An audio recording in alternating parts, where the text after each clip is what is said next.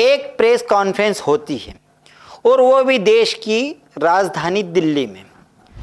मामला कहाँ से जुड़ा होता है? बिहार से। बिहार की पूर्णिया सीट के सांसद पप्पू यादव ने एक अपने दिल्ली के आवास पर प्रेस कॉन्फ्रेंस रखी। मामला इतना बड़ा कि वहाँ हाथापाई तक हो गई। क्या है पूरा मामला?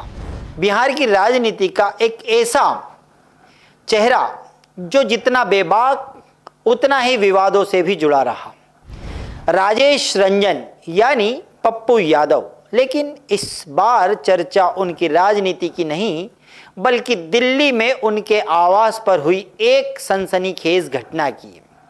प्रेस कॉन्फ्रेंस के बीच एक युवक कथित तौर पर पहुंचता है और पप्पू यादव से पूछता है कि आपने साधु संतों का कैसे वेश डाल के संसद के बाहर प्रदर्शन किया। वहीं पप्पू यादव कहते हैं आप कौन है आप?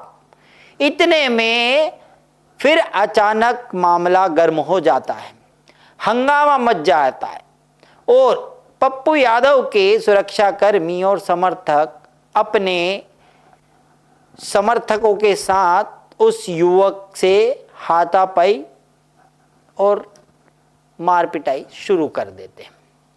मामला क्या है? पप्पू यादव इसे अपने और अपने परिवार की जान लेने की साजिश बता रहे हैं। आखिर कौन है ये पप्पू यादव और क्या इस पूरे घटनाक्रम की कहानी है? देखिए हमारी ये खास रिपोर्ट में। बिहार की राजनीति में अगर किसी नेता ने हर दौर में अपनी मौजूदगी दर्ज कराई तो उनमें पप्पू यादव का नाम सबसे आगे आता है। उनका असली नाम राजेश रंजन है। 1990 में पहली बार विधायक बने और 1991 से लेकर 2024 तक 6 बार लोकसभा सांसद चुने गए। पूर्णिया और मधेपुरा की जनता ने उन्हें कई बार संसद भेजा। उन्होंने जन अधिकार पार्टी बनाई जिसका 2024 के पहले कांग्रेस में विलय हो गया। उनकी पत्नी रंजिता रंजन भी कांग्रेस की वरिष्ठ नेता है। लेकिन रविवार को दिल्ली स्थित उनके सरकारी आवास पर माहौल अचानक बदल सा गया। आपको इस वीडियो के माध्यम से पता होगा कि किस तरह का माहौल बदला। कृपया वीडियो चलाएं। यहाँ पर कहाँ का सम्मान करा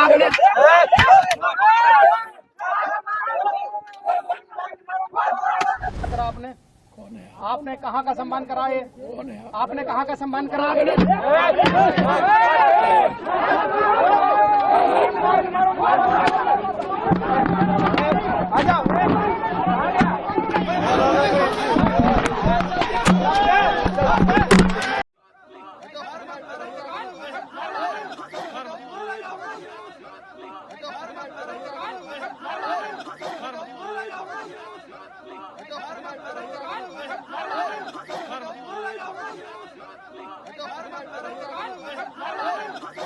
देखा आपने? कौन है आप? इसके कहते ही वहां पर माहौल पूरा बदल गया। प्रेस कॉन्फ्रेंस चल रही थी, तभी एक युवक कथित तौर पर पहुंच गया और सवाल में आक्रोश दिखाते हुए उसने साधु संतों को लेकर और संसद के बाहर जो उन्होंने नाटकीय कार्य किया उस पर सवाल दागा। उस युवक की हिम्मत की भी दाद देना पड़ेगी कि कहाँ गए, क्या करा, कैसे किया, जबकि सुरक्षाकर्मी बीच बचाव करते दिखाई दिए। मामला क्या था उस पर भी नजर डालते हैं। हाल में संसद के बाहर एक अनोखा प्रदर्शन करते आए पप्पू यादव चंदा चोरी के मामले को लेकर साधु बन गए और संसद के बाहर बैठकर चंदा मांगने लगे। चंदा मांगते मांगते उन्होंने कई विपक्षियों के नेताओं ने उन्हें चंदा भी दिया। उसके बाद में वह चंदे की वो दान पेटी लेकर भागते हुए नजर आए। ये पूरी घटनाक्रम एक नाटकीय रूपांतरण था या एक अभिनय था, लेकिन इससे आहत देश के हर कोने से एक आवाज आई कि सनातन का उपहास करना उचित नहीं है। उत्तर प्रदेश में साधु संतों ने अवधेश प्रताप और पप्पू यादव के खिलाफ नारेबाजी कर उनके लिए प्रदर्शन किया। देखिए किस तरह का प्रदर्शन था। पप्पू यादव मुर्दाबाद, अवधेश प्रसाद मुर्दाबाद, अवधेश प्रसाद मुर्दाबाद, अवधेश प्रसाद मुर्दाबाद, पप्पू यादव मुर्दाबाद, पप्पू यादव मुर्दाबाद, अवधेश प्रसाद मुर्दाबाद, अवधेश प्रसाद मुर्दाबाद, पप्पू यादव मुर्दाबाद, पप्पू यादव मुर्दाबाद। फिर क्या था? इस पूरे मामले को लेकर पप्पू यादव ने क्या कहा वो भी सुनिए आप। घटना के बाद पप्पू यादव ने इसे सुनियोजित साजिश बताया।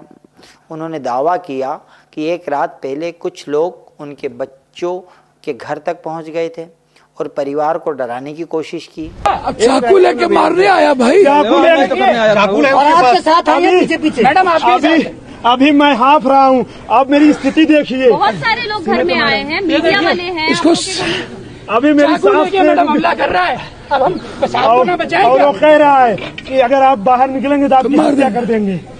अब ऐसे बोल रहा है कि हत्या तो करेंगे, हत्या कर देंगे। ऐसे जननेता के लिए तो हमारी जान भी हाजिर है। अगर ऐसे ऊपर दबरी हमारे सांसद यादव जी के लिए हमारी जान भी जाएगी, हमारी जान दे देंगे। हालांकि पुलिस ने मौके से युवक को हिरासत में ले लिया है और पूरी जानकारी उस युवक की जुटाई जा रही है। मगर वहीं जब पप्पू यादव ने कहा कि मुझे यहाँ पर दिल्ली इसलिए आना पड़ा क्योंकि मेरे बच्चों के घर तक हमलावर पहुँच गए थे। कौन है हमलावर, इसकी अभी कोई आधिकारिक पुष्टि नहीं है। पप्पू यादव का क्या इंटरव्यू आप सुनिए क्या कहा पप्पू यादव ने। भैया मेरे घर में कोई ढूक के हमला करेगा, आप बताओ। अब चाकू लेके मारने आया भाई, अब ऐसे बोल रहा है कि हत्या तो करेंगे। फिलहाल सबसे बड़ा सवाल है, देखिए प्रेस कॉन्फ्रेंस में हमला हुआ, गलत बात है। संसद के बाहर इन्होंने ये काम किया, ये भी कहीं ना कहीं उचित नहीं है। किसी धर्म किसी आस्था के खिलाफ बोलना या उस तरह का अभिनय करना। मगर एक जनप्रतिनिधि के घर पे इस तरह की चूक होना क्या सुरक्षा की चूक मानी जाएगी या फिर वाकई किसी बड़ी साजिश की कोशिश मानी जाएगी? इसका जवाब अब पुलिस जांच के बाद ही सामने आएगा। बहरहाल दिल्ली में सांसद के सरकारी आवास के भीतर हुई इस घटना ने एक बार फिर जनप्रतिनिधियों की सुरक्षा पर सवाल खड़े कर दिए हैं। पुलिस आरोपी से पूछताछ कर रही है और यह जानने की कोशिश कर रही है कि युवक अकेला था या किसी बड़ी साजिश का हिस्सा था। क्या यह सुरक्षा व्यवस्था में बड़ी चूक थी या किसी सोची समझी साजिश की शुरुआत? जांच जारी है और अब सभी की नज़र पुलिस की रिपोर्ट पर टिकी हुई है। तब तक के आप बने रहें राजीव टाइम्स के साथ और ये शो अच्छा लगा है तो आप कमेंट करें, लाइक करें और शेयर करें। धन्यवाद। मुझे दीजिए इजाज़त। मैं हूँ राकेश राठौर।